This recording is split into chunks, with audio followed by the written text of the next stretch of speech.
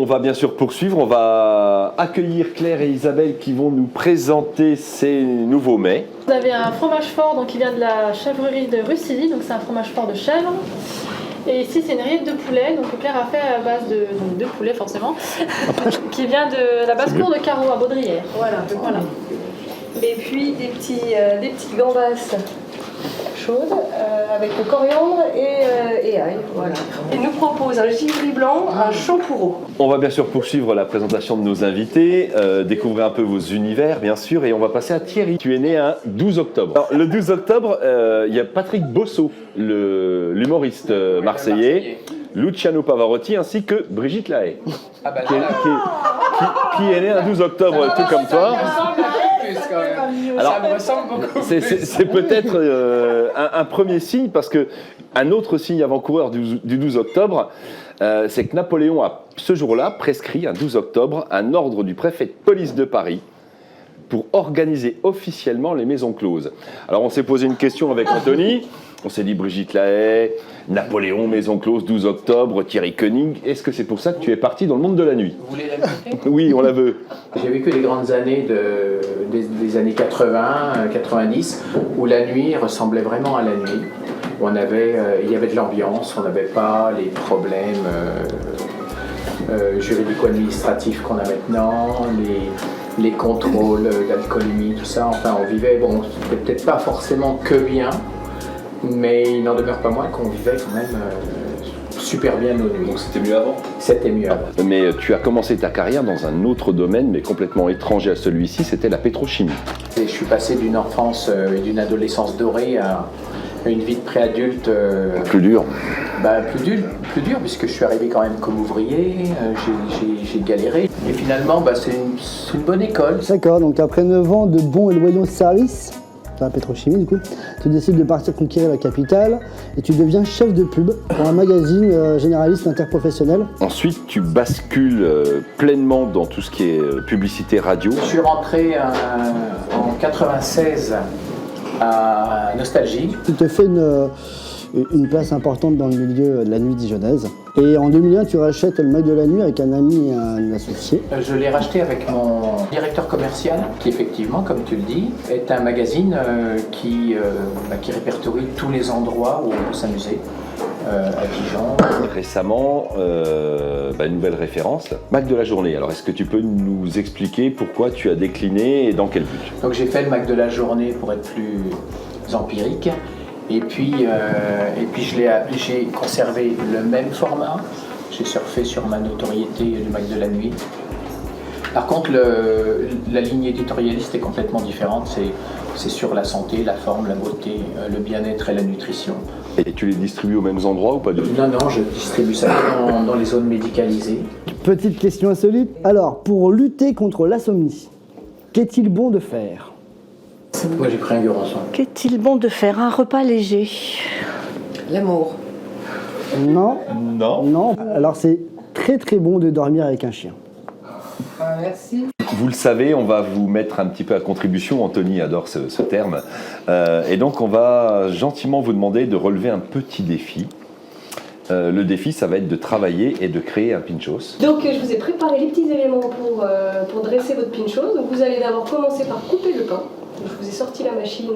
Vous allez vous montrer pour l'utiliser. Alors, c'est quoi cette machine? C'est une trancheuse manuelle. Et donc je vous ai préparé, donc ça sera à base de gambas. Donc il y aura une gambasse. Et j'ai fait on va dire c'est une crème d'avocat, cacahuètes, beurre de cacahuètes, etc. Donc vous avez vous allez avoir des petits plateaux, et puis après vous faites plaisir et vous faites un petit pinchos. Voilà. Et vous libérez votre créativité. Vous venez de réaliser vos pinchos. Il va falloir surtout nous expliquer votre démarche. Alors a priori, vous êtes tous partis sur à peu près le même principe. Je fais un lit et dessus, je vais construire des choses. On va commencer par qui alors? Du coup, on va peut-être commencer par Isabelle. Alors, par Isabelle. J'ai tartiné donc généreusement avec le guacamole entre guillemets. Et après, j'ai parsemé avec les petites amandes. Et puis je trouvais que c'était plus joli avec. Ne dis pas la queue en l'air, parce que franchement, ça sera abusé depuis tout à l'heure. Me dis pas ça, s'il te plaît. Pour moi, c'était en premier la petite purée d'avocat. J'ai mis un tout petit peu, c'était des noisettes concassées. C'était des cacahuètes. C'est des cacahuètes concassées, donc un tout petit peu, pas trop. Et j'ai râpé un petit peu de citron vert dessus. Par-dessus, j'ai mis de la gambasse. Et ensuite, j'ai accroché tout le monde. Moi j'ai fait du grand classique. Effectivement, dans un premier temps, il vaut mieux mettre le lit d'avocat parce que ça absorbe quand même mieux les cacahuètes concassées. Et puis par contre, je n'ai pas mis de citron parce que déjà j'aime pas ça, donc après c'est une question de goût. Heureusement que t'aimes le pain, parce qu'on aurait pas mal. Et le pain, il y avait une jolie tranche comme un interdit de prendre, donc j'ai coupé la vie. Mais bon, c'était pas mal. C'est-à-dire qu'à la base, j'aurais peut-être pas mis 10 à chacun, mais ils ont été tellement convaincants et on a senti qu'ils ont fait ça avec tellement de conviction et de passion qu'on fait que leur mettre 10. Alors 10 d'accord, mais est-ce qu'il y en a un? Moi, franchement, Qui vous affectionne. Lequel tu mets Le premier, c'est celui d'Isabelle. Nous allons passer à toi et puis essayer de découvrir un peu ton parcours, ton univers. Laurence, tu es originaire de Dijon, Un petit village juste à côté de Dijon. Saint-Julien. Saint-Julien. Tu as commencé par être dessinatrice industrielle. Oui.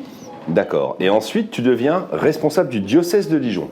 Alors, une responsabilité au diocèse de Dijon. Oui, j'étais responsable de la catéchèse primaire. Je formais les catéchistes qui enseignaient dans le primaire. Alors, il fallait que ce soit un petit peu plus fun et ludique. Oui. Donc, par exemple, on faisait beaucoup d'arts manuels. J'ai envie de te dire que ça va pas changer. Mais bon. Ensuite, tu décides de faire de ta passion ton métier. Tu deviens mercotte bourguignonne en étant chroniqueuse sur France Bleu et France 3. Difficile parfois de garder son sérieux, tu arrives à te faire virer d'un plateau TV Ah oui. pour avoir déclenché un fou rire. Oui, c'est arrivé une fois, ça, c'était dans l'art de la maison, pas l'art de la cuisine, où j'expliquais comment utiliser la vaseline dans le ménage. Mais je suis désolée les garçons, la vaseline... Alors depuis que tu as commencé, c'est un carnage quand même, hein, on est passé.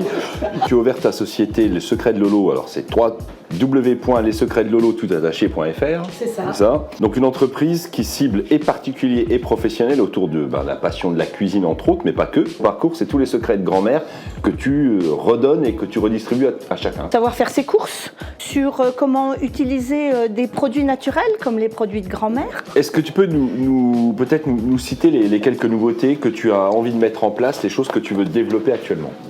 Mais en ce moment, je commence de le développer puisque c'est très à la mode, entre guillemets, ne pas gaspiller de l'alimentaire. Qu'est-ce qu'on va faire avec un reste? On va le retravailler comment? Les rillettes, peu importe la viande.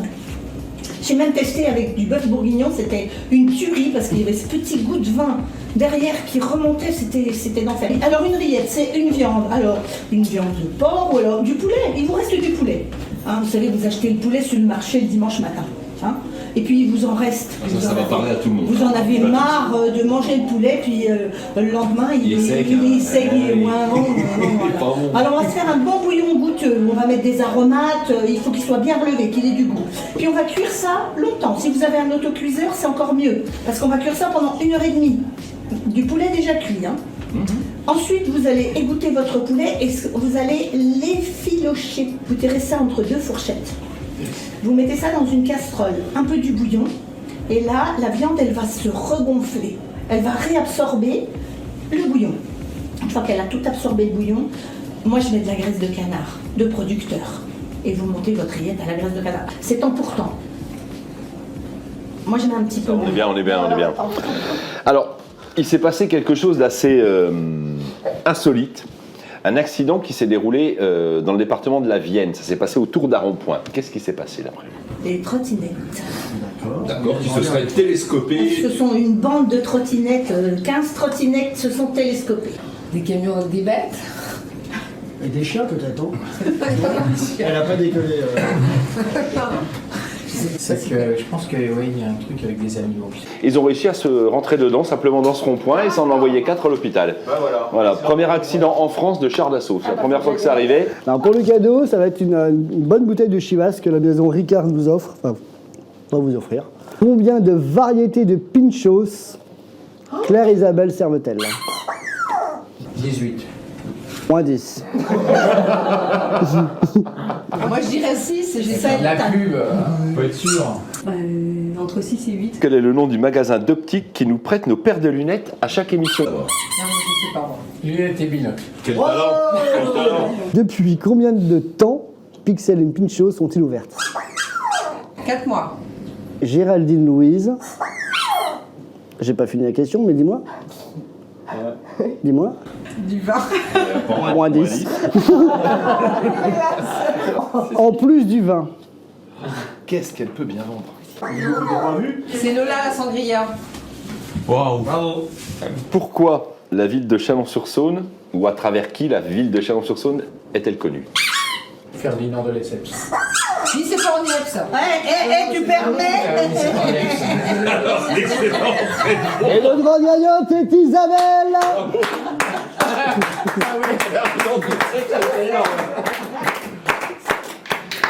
C'est un super moment, merci tout le staff. Bon moment et je me suis vraiment éclatée. Une soirée d'enfer ou un partage bon vivant, convivial au top avec des invités extraordinaires. J'ai adoré, c'était du bonheur. Franchement, je me suis éclaté. Tout le monde était hyper sympa, les invités, les filles, c'était tout au top. Toute l'émission était bien, l'organisation. Vraiment, j'ai absolument rien à dire, je suis enchanté.